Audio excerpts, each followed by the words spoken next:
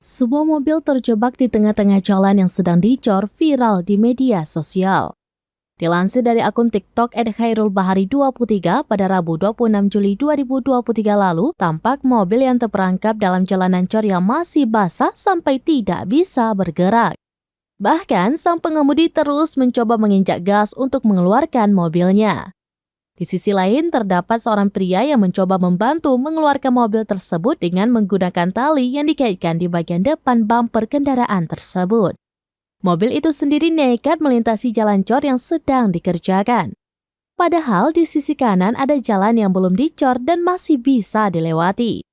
Sedangkan para pekerja terlihat cuek dan meneruskan pekerjaan mereka di ruas jalan lainnya. Beberapa warganet tampak setuju dengan sikap para pekerja yang mencueki mobil yang hendak keluar dari jalanan cor-coran yang masih basah tersebut. Namun, tak sedikit juga warganet yang menyalahkan sang supir karena kelalaiannya tersebut.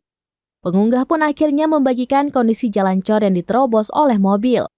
Dari videonya dijelaskan jika mobil itu berhasil lolos setelah memaksa memutar. Jalan bekas cor pun sudah diperbaiki dan diratakan oleh para pekerja. Pengunggah menulis jika mobil itu nekat menerobos jalan cor karena terburu-buru. Insiden itu sendiri terjadi di wilayah Rokan Hulu, Provinsi Riau.